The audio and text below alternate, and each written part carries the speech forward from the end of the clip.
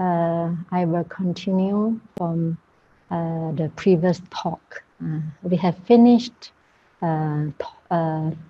discussing about the Four Noble Truths. So, knowing that Four Noble Truths is not enough, then the Buddha continued to preach to the 5 monks. He said that there are also another 3 aspects of truth in regard to the Four Noble Truths. This is seldom preached by other teachers, because only you can find this in Dhammacakkappavattana Sutta. Okay, so in order to understand fully the Four Noble Truths, there are another 3 aspects that yogis need to know. Okay, number 1 is knowledge of the truth. We call Satcha Jnana. I will explain the meaning later. Let us remember the name first. Otherwise, you will get very confused. So I go very slow because it's a bit complicated. So, number 1, you need to know is knowledge of the truth. Satcha Jnana. The meaning is you must know the content of the Four Noble Truths, which we have discussed. And number 2, knowledge of the duty or responsibility. Kicca Jnana. Kicca means function or your responsibility. How the Four Noble Truths should be done. Okay. And number 3 is knowledge of accomplishment. Katta Jnana. So when you finish, you complete, you accomplished all the Four Noble Truths, then you know you have accomplished all the Four Noble Truths. This is called Katta Jnana. So you have to remember this 3. Knowledge of the truth, Satcha Jnana. Knowledge of duty or responsibility, Kicca Jnana. Knowledge of accomplishment, Katta. Katta means accomplished. Jnana means knowledge. Katta Jnana. Okay. So let us go into detail. Slowly we will go into detail. So what is knowledge of the truth in regard to the Four Noble Truths? So knowledge of the truth is knowing the content of the Four Noble Truths. Past few days we have talked about the content of the Four Noble Truths. So I assume all of you have this knowledge of the truth already. Okay. Number 2, knowledge of the duty, Kicca Jnana. Knowing what action should be performed toward each truth. Okay. Number 3, knowledge of accomplishment, Katta Jnana. Knowing the task of realizing the Four Noble Truths has been completed. And this usually is for a noble person, especially Arahant. Arahant, then we call knowledge of accomplishment. We stay in the first knowledge of the truth and the knowledge of the duty. Okay. Okay, let us go one by one. Number 1, knowledge of truth, Satcha Jnana, in regard to the noble truth of Dukkha, the first noble truth. So what is the noble truth of Dukkha? We have already studied. Birth is suffering, aging is Dukkha, death is Dukkha. Then association with things disliked is Dukkha, separation from things like is Dukkha, not getting what one is Dukkha. In short, the 5 aggregates of clinging are suffering. So how you get this knowledge of truth? How you know birth is suffering? How you know the 5 aggregates of clinging are suffering? By learning, right? By hearing from a teacher, by studying. So you get this before you come to practice. You get this knowledge of truth by hearing from a teacher, by studying the text, and so on. Once you accomplish the task, once you realize Nibbana, you also will completely understand this knowledge of truth by practical experience. Now it's only theoretical understanding. But without this theoretical understanding, you don't even know the 5 aggregates of clinging are suffering. We don't even know that. Therefore, we attach so much to our body, our feeling, and our mind, right? Therefore, knowledge of truth is also prepare. It's a preparation for you to go into practical practice. Okay. Then knowledge of truth in regard to the noble truth of the origin of dukkha. So by studying, we already know the craving, tanha, the tanha that gives rise to fresh rebirth and accompanied by passion and delight, releasing now, here, now, there, everywhere. And this tanha including 3 types of craving: craving for sensual pleasure, craving for becoming, and craving for non-becoming, right? So we also heard from the teacher. We study, we heard from the teacher, craving is the origin of suffering. Because when we say that birth or having 5 aggregate or clinging to the 5 aggregate is dukkha, then we got to investigate the origin of this dukkha. And then through hearing from sutta, or studying sutta, hearing from teacher, we get to know this knowledge that craving is the origin of suffering. This is called knowledge of truth in regard to noble truth of the origin of the dukkha. Okay. The next one, the knowledge of truth, satya jnana, in regard to noble truth of the cessation of dukkha. So what is the cessation of suffering? We already know the complete fading away and cessation, renunciation, relinquishment, release and letting go of that very craving and attainment of nibbana is the noble truth of the cessation of dukkha. So when you have this knowledge, you have the knowledge of truth. Therefore, it's also very important to have, pariyati. Pariyati means learning knowledge. Very important to have learning knowledge. That learning knowledge is a direction for you to walk the path. If you don't know the direction, you don't even know what is noble truth, what is the content of noble truth, what is the content of the origin of truth, and you don't know that can be the cessation of suffering, then if you don't know, you do not have all this knowledge of truth, you don't know how to start the path, right? And the last one, the knowledge of truth, satya jnana, in regard to noble truth of the way of practice leading to the cessation of dukkha. We call magga, satya. So by learning, by hearing, by studying, we also know that noble eightfold path is the way of practice leading to the cessation of dukkha. So if you have this knowledge, then you have knowledge of truth. Okay? So let me repeat one more time. So you need to have knowledge of truth in regard to the noble truth of suffering. You need to know the content of it. And you must have the knowledge of truth in regard to the noble truth of the origin of suffering, which is craving. You need to have knowledge of truth in regard to the noble truth of the cessation of suffering, which is the nibbana, or the cessation of that craving.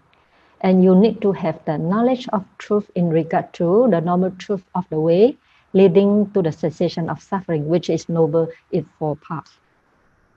I assume all of you have this knowledge of truth when you have reached this stage. When you have listened all the talk of previous talk about Dhammacakkappavattana Sutta and heard from what Buddha said, then you already have this knowledge of truth. Okay, but that's not enough. Therefore, Buddha continued to teach knowledge of the duty or knowledge of the responsibility, the kicca, kicca jnana, in regard to the first noble truth, Ariya Satya, Dukkha Ariya Satya. Okay, so when we talk about knowledge of the duty, then what should be done? What is your duty? What should be done toward this noble truth of suffering? This is very important, right? If you don't know your duty, you don't know what's to be done toward this noble truth of suffering, you cannot get the knowledge of the duty, kicca jnana. So please think what should be done. I want answer from you. One person, can you answer me? What should be done toward this noble truth of suffering? Anyone can answer the question. Please raise your hand.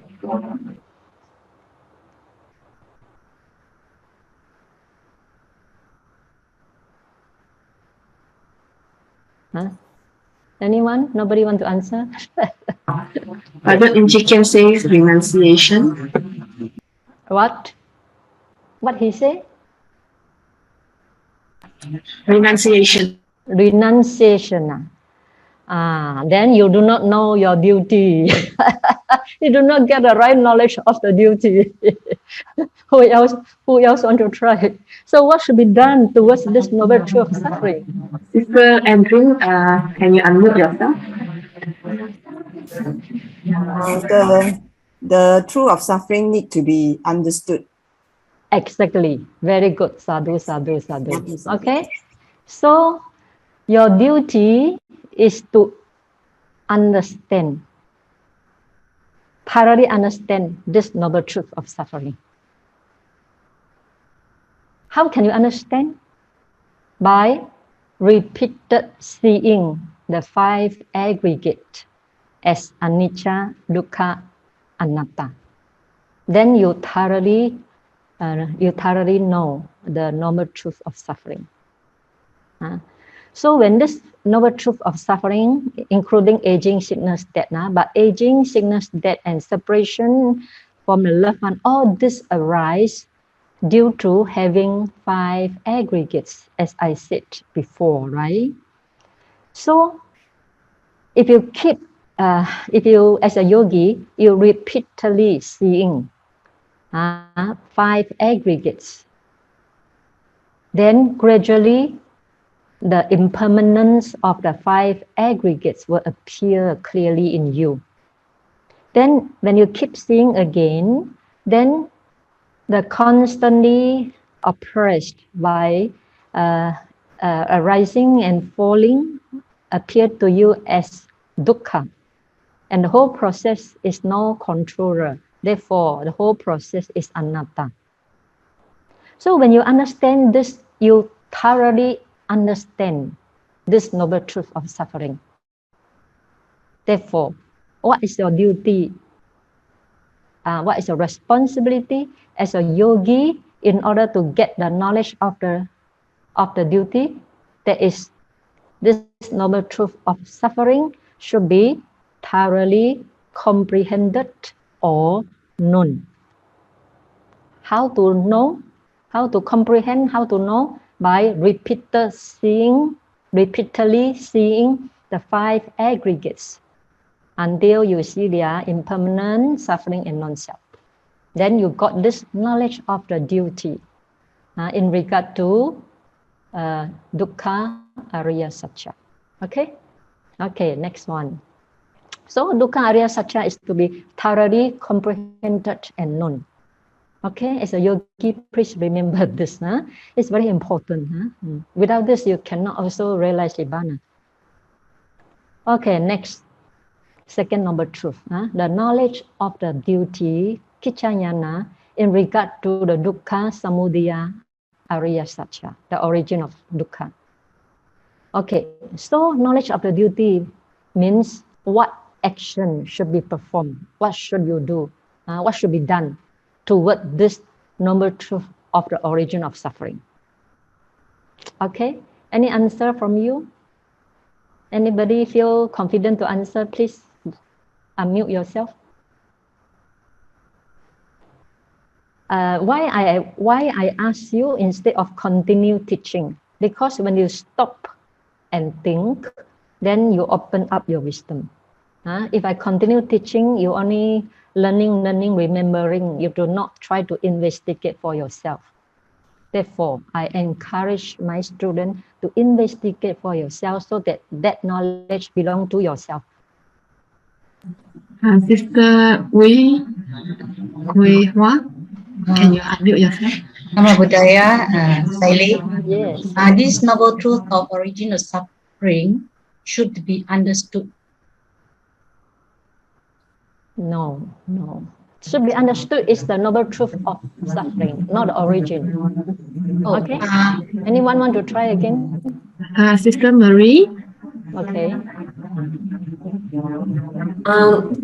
Sayalay,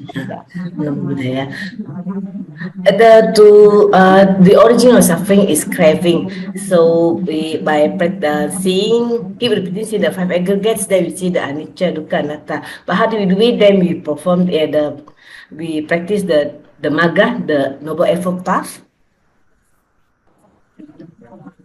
Then where is this origin? How then what should be done toward this noble truth of the origin of suffering? No, it's not. The answer is not accurate. But don't worry. If you cannot get the correct answer, but you have taught it already and cannot get a correct answer, when I give you the answer, then it will stick in your mind already. You will never forget in your life. That is very effective way of learning.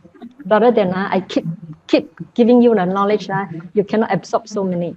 But now you give the wrong answer. When I give the right answer, you will forget until the end of life. To reduce the craving, that is by renouncing. Okay. Brother Stephen from New Zealand says it should be abandoned. Yes, exact answer is because first we already know, right? The truth, the noble truth of the origin of suffering is craving. Craving is to be abandoned. Even if you know craving is not important, not enough, right? If you know I got anger, I got craving, but this is not enough for me to reach the end of suffering. I need to abandon it. I need to remove it. Get away, get rid of it. Only then I can reach the Nibbana, right? Therefore, so if we ask what action should be performed or what should be done toward this noble truth of the origin of suffering, and the answer is this noble truth of the origin of suffering is to be abandoned. So how you abandon this origin of suffering, craving? How? In practical way, how you abandon it bit by bit. Of course, not all in one, right? We cannot. We all in one mean become Arahant already. But before we become Arahant, we abandon it bit by bit. How? How can we do? Anyone want to answer? Sister Siu Fong. Yes. Okay, can you unmute yourself?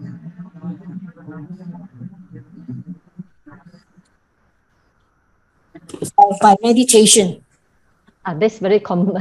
That's very general answer, not precise. Okay, Brother Gunavira. Yes.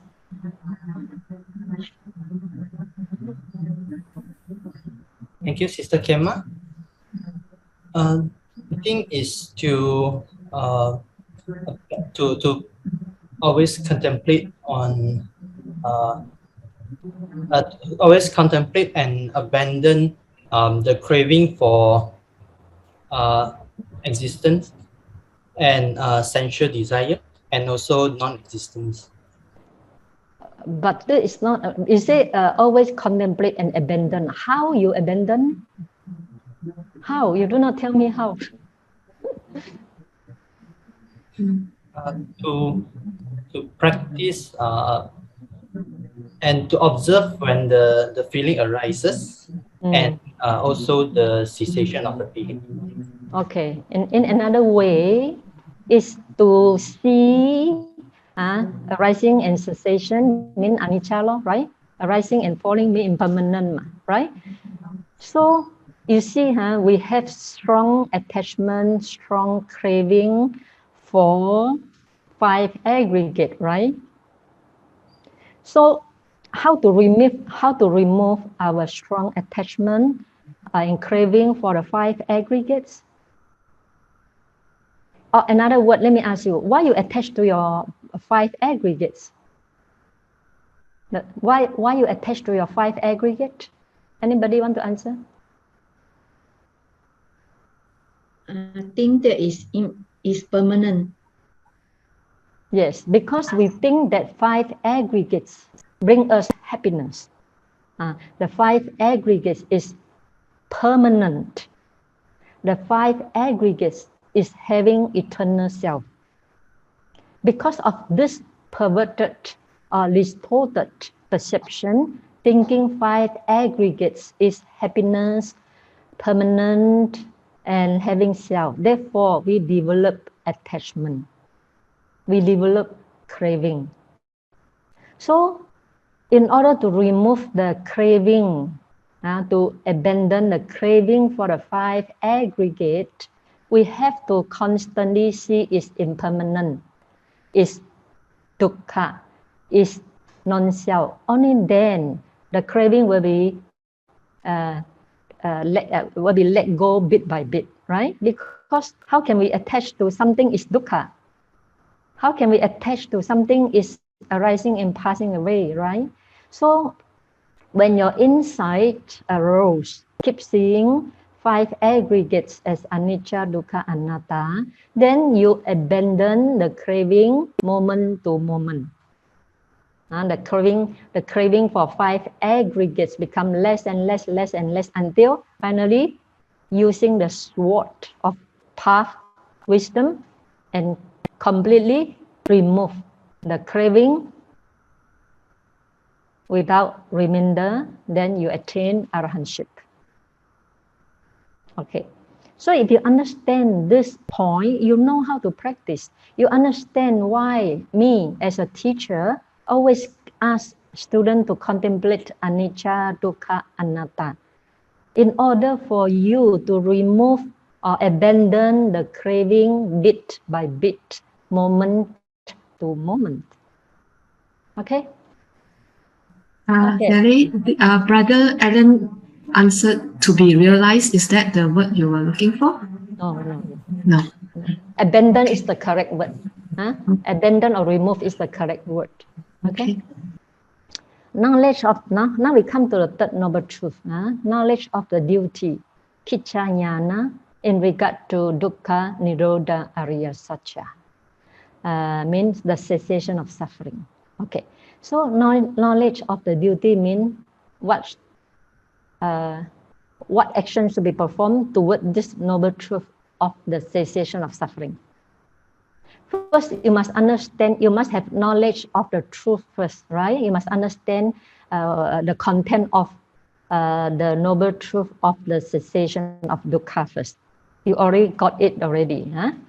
Now, the second knowledge is knowledge of the duty. What should be done towards this noble truth of the cessation of suffering, which is also nibbana, same meaning, which is also nibbana. Okay, what is your answer? Anybody want to try?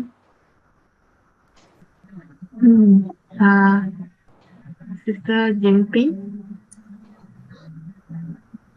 can you answer? Hi, Sayalay. The action is to practice the Noble Eightfold Path. Noble Eightfold Path? No. I think you're no. Noble Eightfold Path is the last one. Now we are talking about the third one. No. Never mind. So if you get a wrong answer, then you understand your understanding of the Four Noble Truths is not complete yet. Then when you get a right answer from me, then you can remember till the end of your life. This is called learning, effective way of learning. Okay, anyone? Other thing? Be realized. Yes, exactly. Very good. So this noble truth, what actions to be performed toward this noble truth of the cessation of suffering, which is Nibbana. Okay, so this noble truth of the cessation of suffering is to be realized. Realized by yourself, not by other people. Nibbana is to be realized by yourself. It's not to be known. It's not to be removed, right? It's not like noble truth of suffering is to be known. It's not like the origin to be removed, but the Nibbana is to be realized by yourself. Okay, only then you have knowledge of the duty. Okay, next one, last one. The knowledge of the duty, Kichayana, in regard to the Magga Satcha. Magga Satcha means the Noble Eightfold Path. Okay, then what should be done toward this noble truth of the way of practice leading to the cessation of suffering, which is Noble Eightfold Path? So what should I do towards this Noble Eightfold Path? Okay. Should be cultivated. Okay, very good.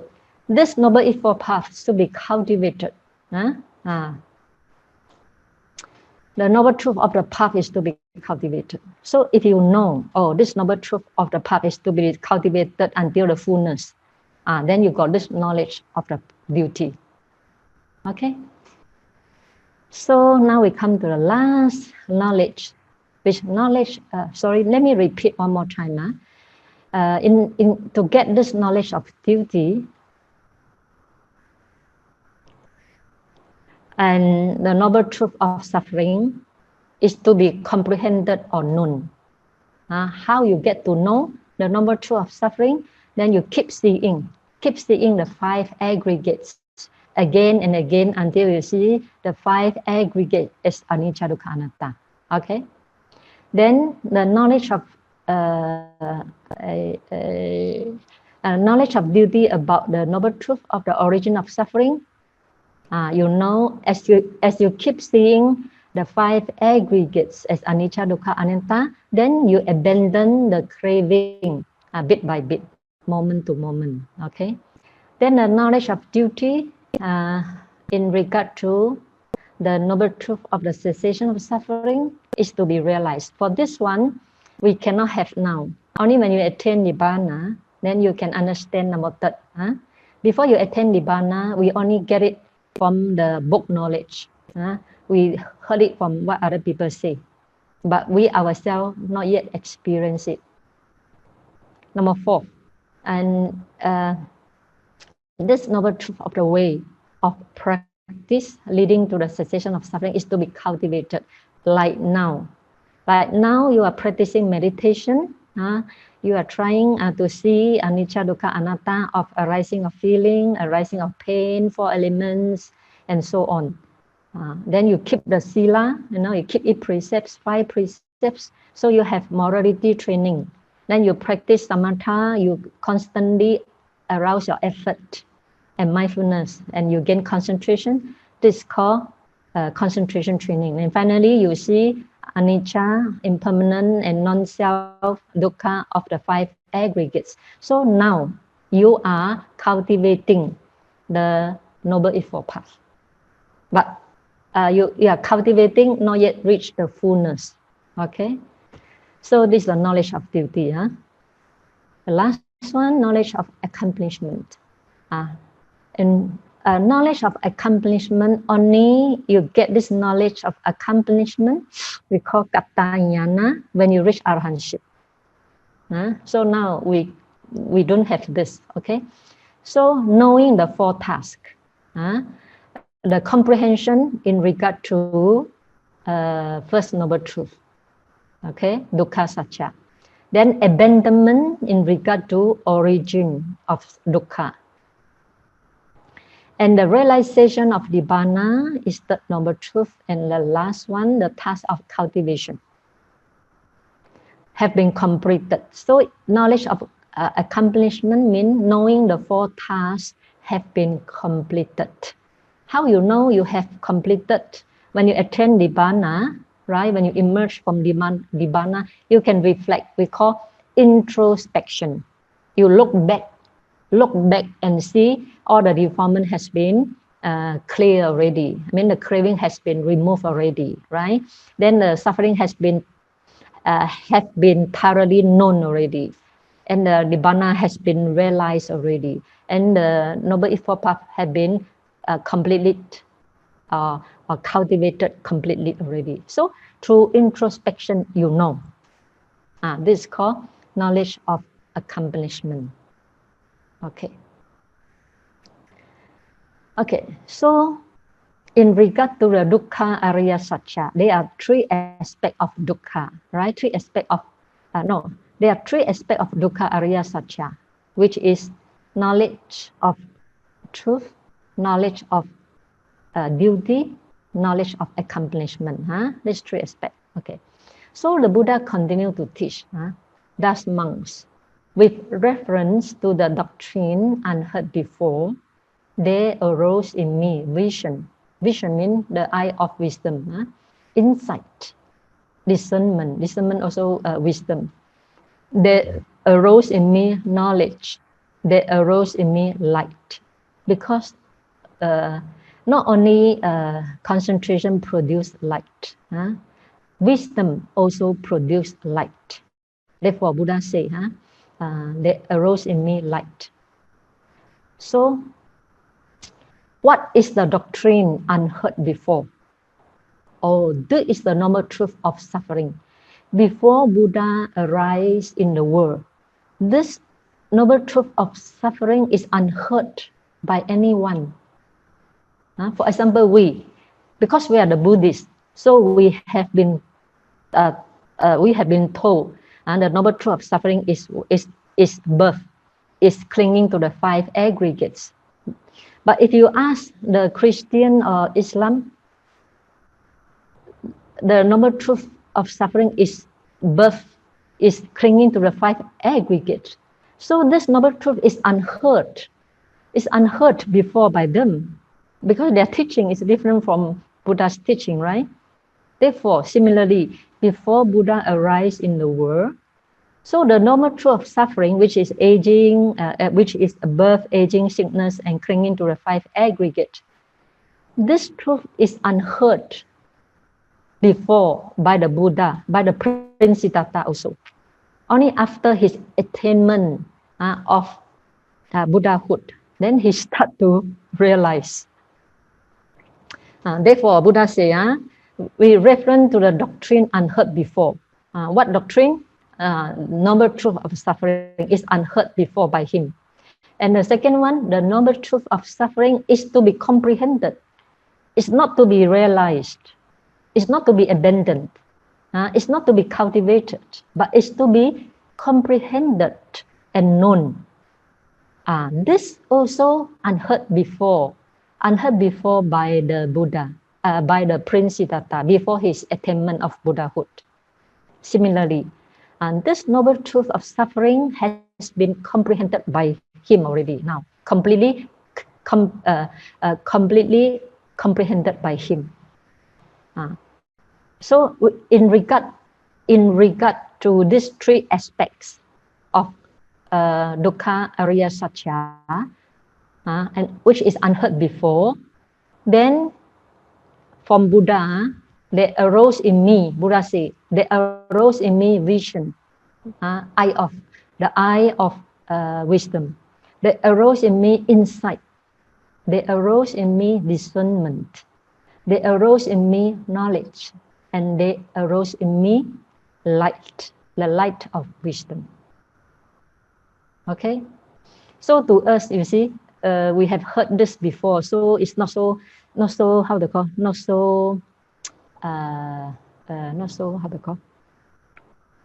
special. But before Buddha gained enlightenment, all these things are unheard before by him. Only through his attainment of arahantship, all this become clear to him. Okay. The next one, three aspects of dukkha, samudaya, arya satya, the origin of dukkha. There are also another three aspects. So this three aspect, what is this three? Number one is this the noble truth of the origin of suffering. And this noble truth of the origin of suffering is to be abandoned. And this noble truth of the origin of suffering has been abandoned by him. All these three aspects are also unheard before by the Prince Siddhartha before he gained enlightenment. So now after gaining enlightenment, he contemplated this, the origin of suffering. Then he said, there arose in me vision, insight, discernment. They arose in me knowledge, then they arose in me light. In regard to this three aspects of origin of dukkha. Okay. Okay. Then there's another three aspect of dukkha, nirodha, arya satya, the cessation of suffering. So what are the three aspects? This is the noble truth of the cessation of suffering, which is abandon of craving or nibbana, right? And this noble truth of the cessation of suffering is to be realized. It's not to abandon. It's not to be, not to be cultivated, but it's to be realized. And this noble truth of the cessation of suffering has been realized by the Buddha. So, and these three things, these three aspects of cessation of suffering is unheard before by Prince Siddhartha before his enlightenment. So after his enlightenment, he got all this understanding. Then he said, arose in me vision, insight, discernment, arose in me knowledge, and there arose in me light. Okay, to us like very common things, because we have been told this Four Noble Truths again and again. So it's not something unheard before by us.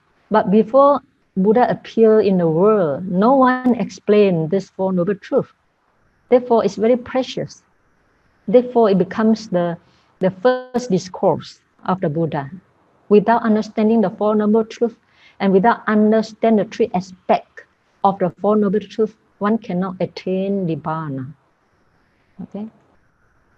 And the last one, the three aspects of dukkha, nirodha, gamini, patipada, arya satya. I mean the path, noble eightfold path, magga satya. So what are the three aspects? This is the noble truth of the way of leading, of the way of practice leading to the cessation of suffering. Mean noble eightfold path. So before Buddha enlightened, nobody teach noble eightfold path. During that time, all the Buddhist ascetic, during that time, all Indian ascetic practice self-mortification. They torture themselves. So they never heard noble eightfold path. They never heard morality training, concentration training, and wisdom training. Therefore, this noble eightfold path is unheard before by the Buddha before he gained enlightenment. Okay? Then this noble truth of the way of practice leading to the cessation of suffering is to be cultivated. It's not to be removed. It's not to be realized. It's to be cultivated repeatedly. This is also unheard before. And the last one, this noble truth of the way of practice leading to the cessation of suffering has been cultivated fully by Buddha. Therefore, he gained enlightenment. Therefore, he realized Nibbana and attained arahantship.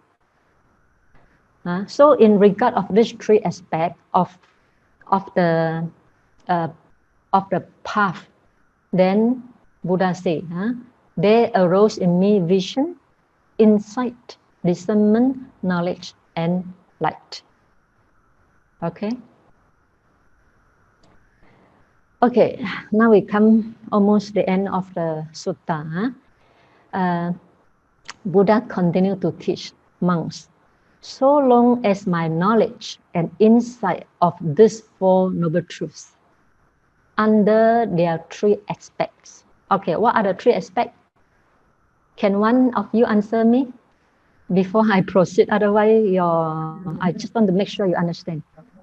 Any of you can answer me what are the three aspects? Sister Tammy, can you unmute yourself? Yes. The three aspects of truth is knowledge of truth, knowledge of duty, and knowledge of accomplishment. Sadhu, sadhu, sadhu. Well done. Okay, so if you understand, I can continue. If you cannot understand, no point continue. Okay, so under this, under their three aspects and 12 modes. Okay, what are the 12 modes? Another person? I want another person's answer. We?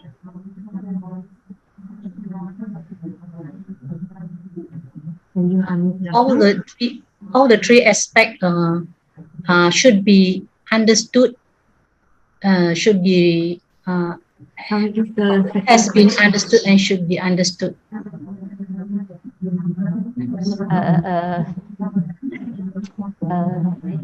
3 times 4. Okay, yeah, 3 times 4. 3 times 4, I don't know. Yeah, because first Noble Truth got 3 aspects, right? Yeah. Second Noble Truth got 3 aspects. Third Noble Truth got 3 aspects. The last Noble Truth, the path, the Noble Eightfold Path got 3 aspects. So 3 times 4 are these 12 modes. So now you understand, only then I can proceed. Otherwise, no point. Okay, so in their, let me say again, Buddha said, monks, so long as my knowledge and insight to these 4 Noble Truths under their 3 aspects and 12 modes in their essential nature was not perfectly clear to me, so long, O monks, did I not profess among devas, maras, brahmas, among the host of recluses and Brahmin, gods and mankind, that I had gained the incomparable supreme enlightenment. So Buddha said through his experience, before these 3 aspects and 12 modes become clear to me, I will never declare that to anybody that I have attained incomparable supreme enlightenment. Okay.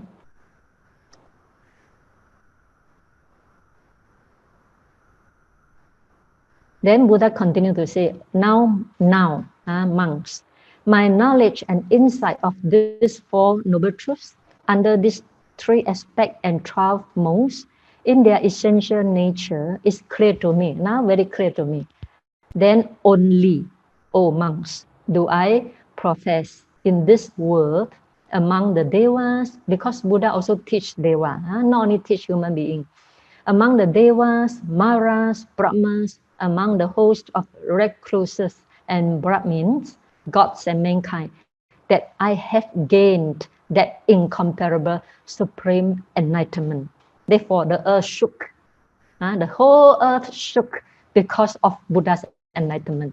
Buddha has practiced 10 parami for 4 asankhaya and 100,000 kappa. It has been so long already. Only now he attained Buddhahood. So, okay, one question. Before he thoroughly understand the 4 Noble Truths and their 3 aspects and 12 modes, why Buddha do not declare to Deva, to Brahmas, and to humankind or to gods? Why? Why?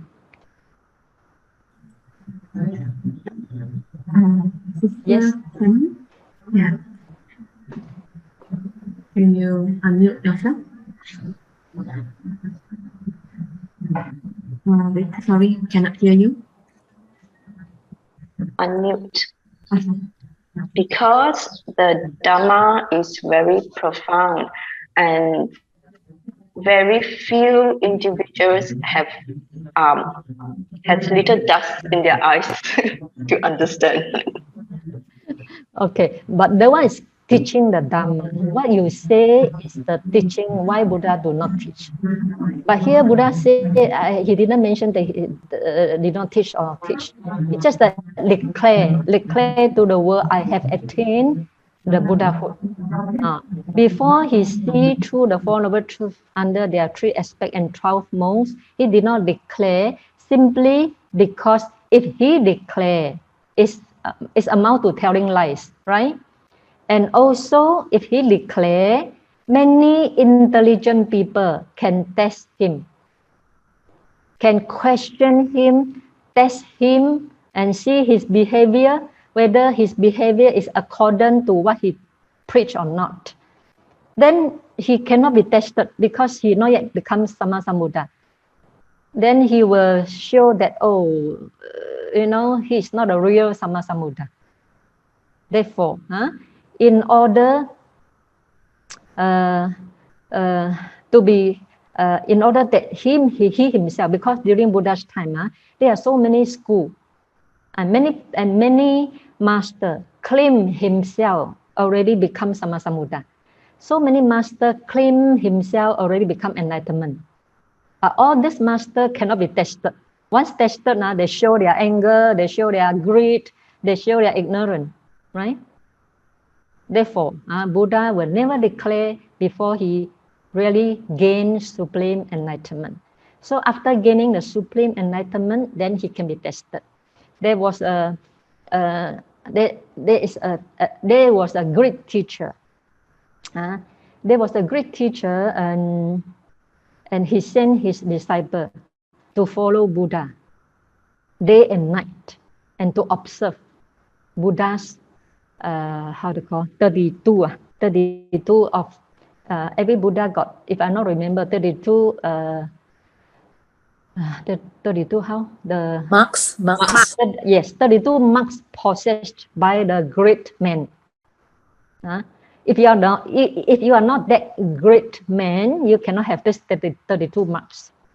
So this student are following the Buddha day and night and check whether he got this 32 marks or not, and test, whether his teaching is it able to stand or not. So therefore, here we can see, before gain enlightenment, Buddha will never declare. Only after enlightenment, he declare his own enlightenment so that he can be tested. So then finally, the Buddha, the Blessed One, declared, the knowledge and vision arose in me. After he has seen the Four Noble Truths in 3 aspects and 12 modes, he declared that my release is unshakable. This is the last birth, and there is now no further becoming for me, no more rebirth for me. So I think this must be also remember. Once you remove the craving completely, there's no rebirth, cannot be reborn again, no matter how you want. Once the craving has been removed completely, there's no more rebirth. Why I say this is very important for you to know, because you will come across that there are some people and some school declare or saying that Arahant can, once become Arahant, you can let go the Arahantship and become the Buddha again. If this saying is correct, once you become Arahant, means you have removed all the craving and become Arahant. But later on, you feel that, no, I don't want to become Arahant. I want to become the Buddha. Cannot, okay? But later on, you will say some school telling in this way. And also some monks preach Arahant can reborn again. So you should have the knowledge to discriminate whose saying is correct. If you believe in what other people say that after attaining of Arahant, this Arahant can release or can let go his Arahantship and aspire to become Buddha again. If this statement is correct, then what Buddha say, there is now no further becoming for me. It's wrong already. It's completely wrong. So you choose to believe what Buddha say, or you choose to believe in what other schools say. Up to you to discriminate. Why I mention this? Because there are so many confusion in the teaching of the Buddha. Many people proclaim the teaching completely different from what Buddha taught originally. Therefore, I need to mention this to you. Once the craving has completely removed, there's no more becoming. That's all. Anybody say there's new becoming, you should know he's teaching the wrong Dhamma. Okay? Okay, so after Buddha finished the talk, then the noble one noble one arise in the world. And while this explanation was being given, they arose to venerable Kondanya, the dustless, stainless Dhamma eye. Whatever is subject to origination is all subject to cessation. This knowledge is also knowledge of arising and passing away. Whatever arises will finally come to cessation. Even the birth arise will finally reach the end. So whatever arises will reach to the end, or whatever is subject to origination is all subject to cessation. Yang kinci samudaya dhamma sabatang nirodhan dhammati. This is very, very famous stanza for all practitioners before reaching Nibbana. Sure, they will experience this one. So this one is very common in Buddha's in the sutta. You can see this stanza very common in the sutta. Okay. So at that time, Kondanya became the first person to realize the Four Noble Truths. The first person in the world, apart from Buddha, Kondanya became the first person to realize the Four Noble Truths. So become the noble Sangha. Okay, so, and when the Blessed One had set the wheel of Dhamma in motion, the earth deities proclaimed, in the deer park at Isipatana, Varanasi, the Blessed One has set in motion the supreme wheel of Dhamma that cannot be stopped by ascetic, Brahmin, deity, Mara, Brahma, or anyone else in the cosmos, in the universe. On hearing the proclamation of the earthbound Deva, then the deity of the four great kings from Tavatimsa, from Yama, from Tusita heaven, from Nibbana-rati heaven, from Paranimitta Vasavati heaven, also proclaimed the same. Everybody was so excited. So start from the human, then the earthbound Deva, then the sixth realm in the Deva realm, they all proclaim. They all help to announce Buddha has gained enlightenment. Okay, so in the deer park at Isipatana, Varanasi, the Blessed One has set in motion the supreme will of Dhamma that cannot be stopped by ascetic, Brahmin, deity, Mara, Brahma, or anyone else in the cosmos. So in that moment, that instant, the cry shout right up to the Brahma world, and a great measureless radiance appear in the cosmos, surpassing the ether of the deity, surpassing the light of the deities. It means that during that time, the earthquake, the whole earth shook and quaked. And the light appeared in the world, and that light surpassed the light of deities. Then the Blessed One exclaimed, so you really know, exclaimed to the Kondanya, one of the 5 monks, named Kondanya. Then Buddha says, so you really know, Kondanya. So you really know, Kondanya. Know what? Know Four Noble Truth. Know Four Noble Truth and realize and become the Sotapanna. Only become Sotapanna only. After few days later, Buddha teach Anatta Lakkhana Sutta. Then all 5 monks become Arahant. But the Dhammacakkappavattana Sutta, after finish preaching Dhammacakkappavattana Sutta, one of the 5, named Kondanya, becomes Sotapanna. The first noble one appear in the world. Okay. Therefore, Buddha said, you already know the Four Noble Truths.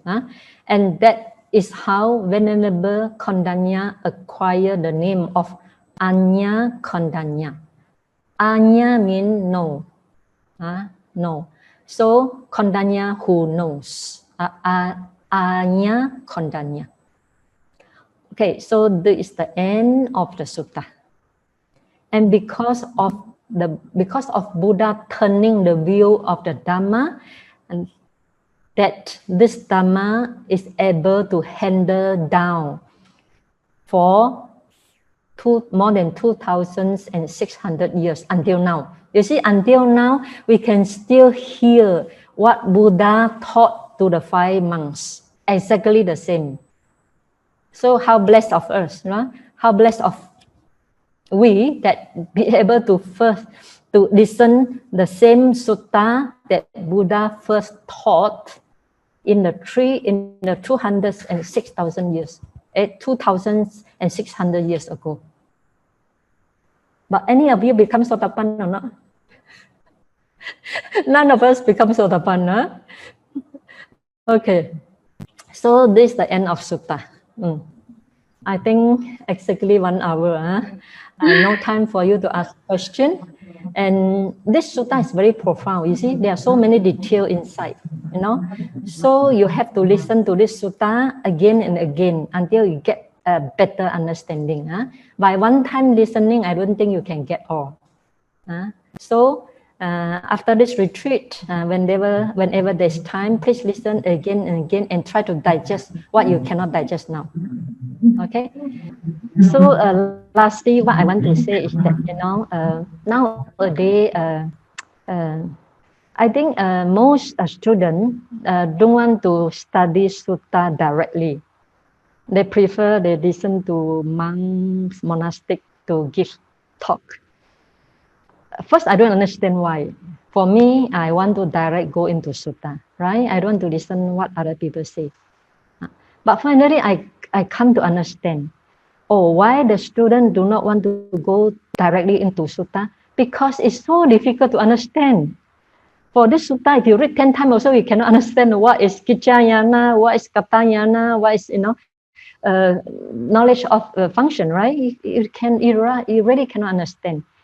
Therefore, I think why people, although I encourage so much my students go to sutta directly, but finally I realized because it's so difficult to understand unless you really have practical knowledge that you can understand what the Buddha taught in the sutta.